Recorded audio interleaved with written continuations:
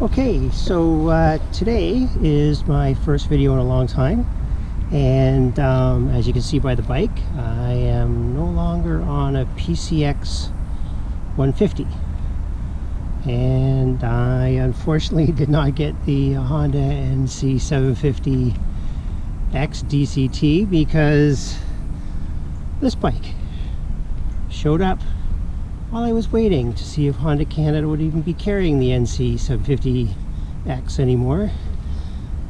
So I slopped down a down payment, and here it is. I waited, I don't know, from February till June, and I am the owner of a Triumph Trident 660 with no automatic transmission, which is a little different from driving a scooter, but it has a little more power and it is a little more easier to ride on the hills and on other stuff.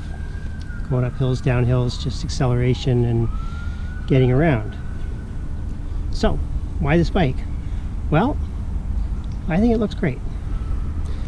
And it's also, believe it or not, only 4 inches longer in the wheelbase than my scooter was. So it fits nicely where I have to park it. The NC 750 would have been 10 inches longer in the wheelbase, so that's a little larger, and yeah, things could be tight where I park. So let's just go over the bike. This bike is pretty much stock. Not really a lot of modifications to it. I did get the sliders right here and here, and I also got the heated grips, which are very nice. I've used them a few times when I've been kind of caught in the rain, or it's just kind of cooled down at night. I also,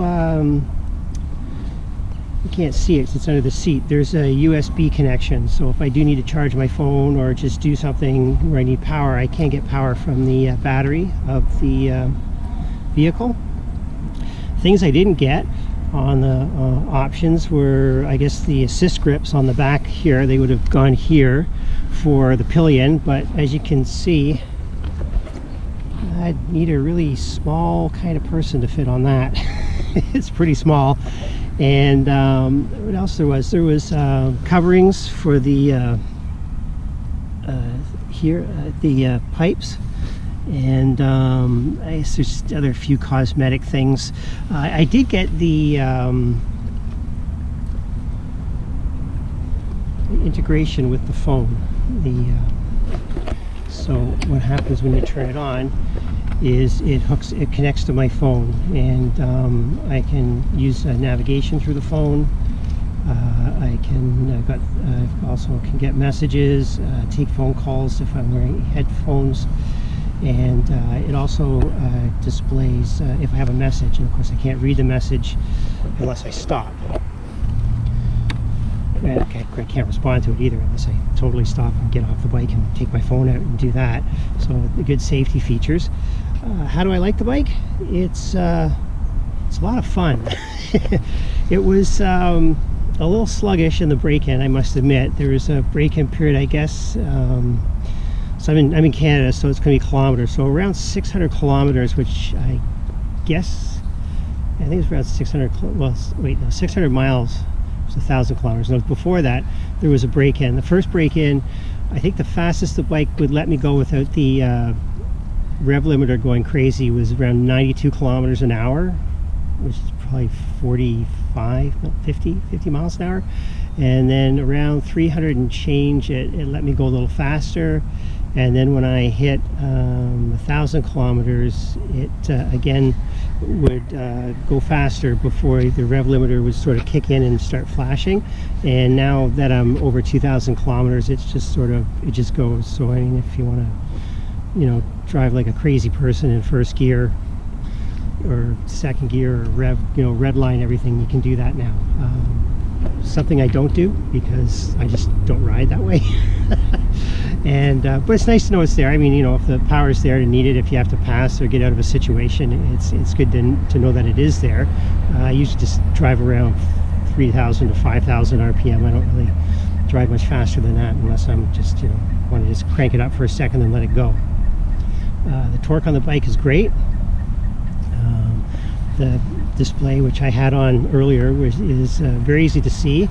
I like the riding position. It's very upright. I'm just sort of sitting here like this now, and you can sit straight, or you can, you know, if you want, you can be sport bike like and lean over the tank, but you don't have to ride it leaning over the tank. You can just stay straight up, which is kind of nice, just sitting up.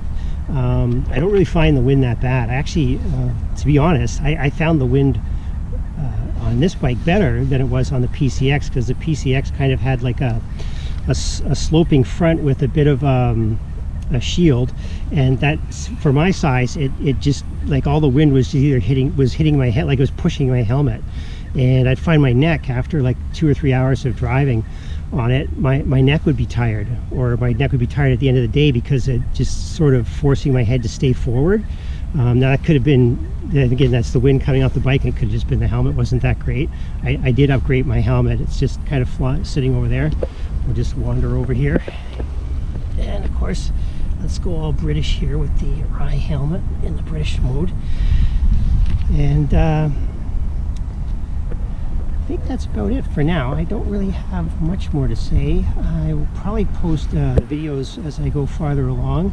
I guess I have had the first service. It wasn't that bad. It just, you know, a couple $100, did an oil change. I guess they tightened everything, make sure nothing's fallen off and all that stuff. I found it pretty good. The dealership was good to deal with. Everything was there. The parts were all available. And I think in conclusion, it's a really good bike. I'm really enjoying it. And I look forward to making videos with me actually riding on the bike.